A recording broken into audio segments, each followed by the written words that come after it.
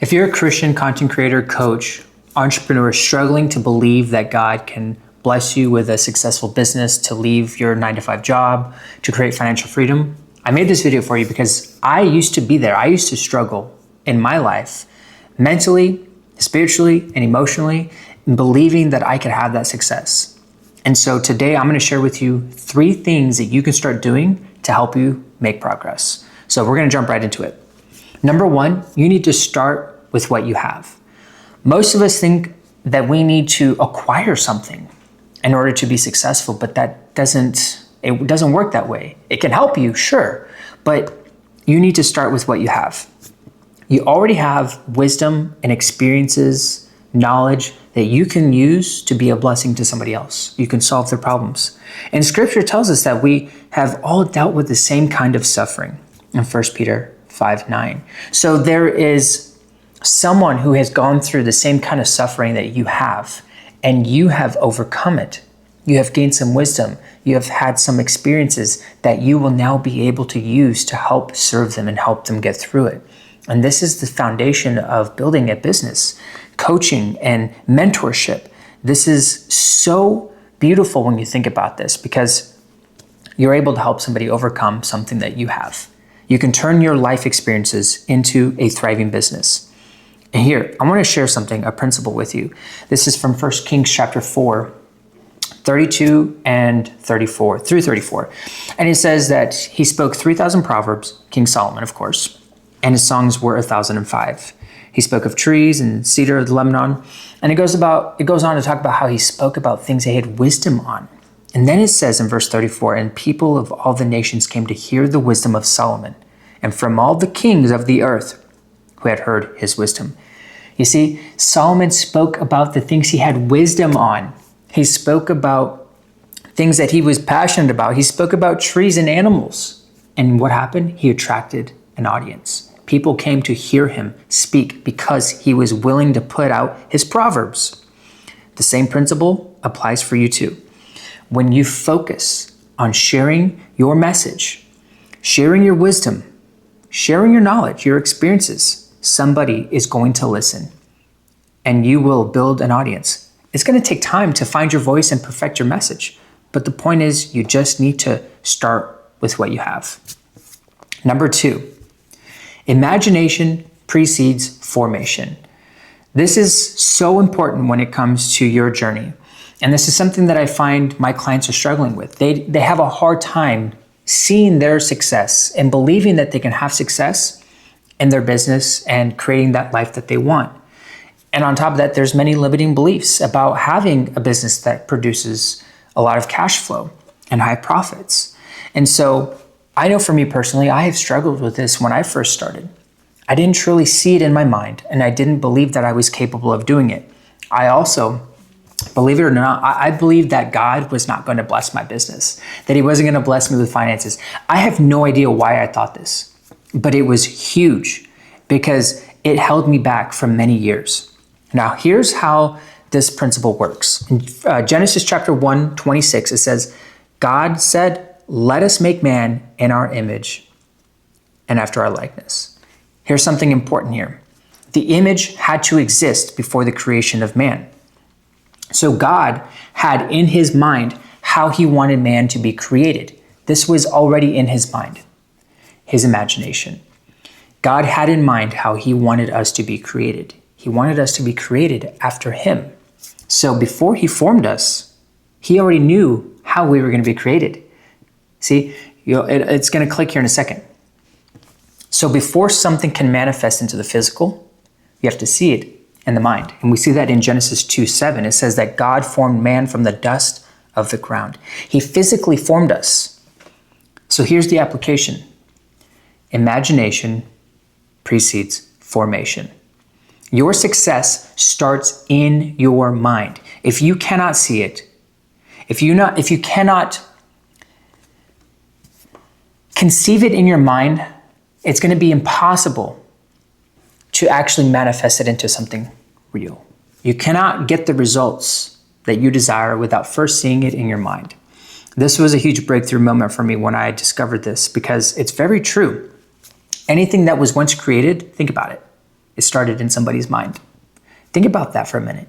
What are you working on right now? What are you trying to create? What are you working towards? Make sure that you can see it in your mind. Believe in it. Believe in what you're building and believe in the promises that God has for you. Because if you can see it here and you can make effort moving towards that, nothing will be impossible because you have it here.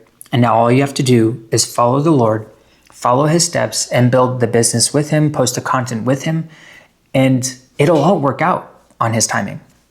Proverbs 23:7 says, as a man thinketh in his heart, so is he. And I just thought of another verse, thanks to the Holy Spirit. It says here in Luke chapter 6:45, and it says, the good person out of the good treasure of his heart produces good, and the evil person out of his evil treasure produces evil. For out of the abundance of the heart, the mouth speaks. What does that tell us? Whatever is in your heart, whatever you have in your heart, good or bad, will produce fruit based off of the words you speak.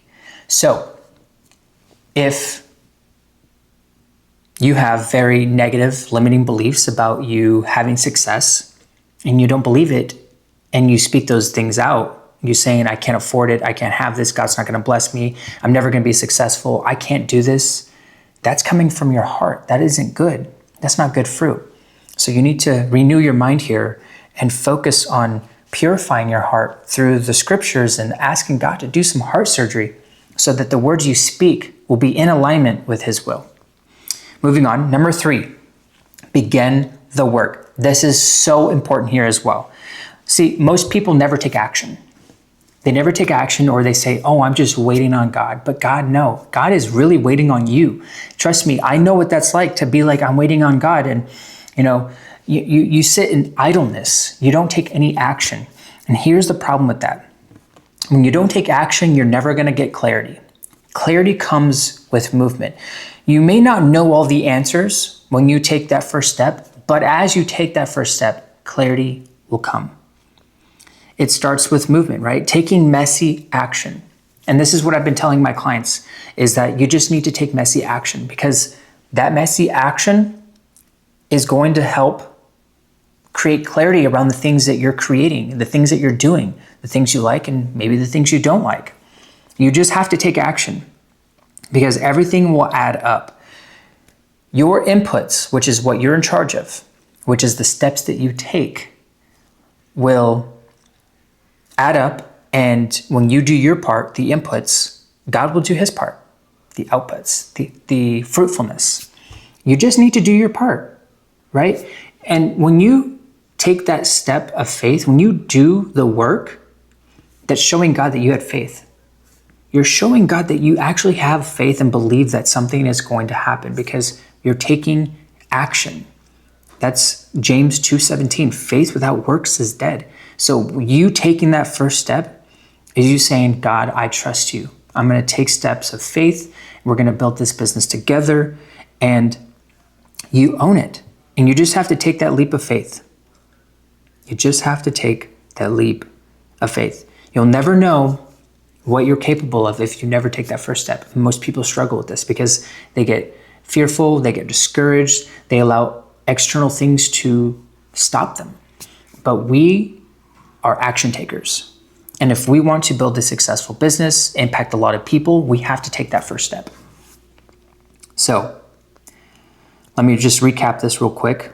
Number 1, start with what you have. You already have everything you need in order to succeed. Remember that.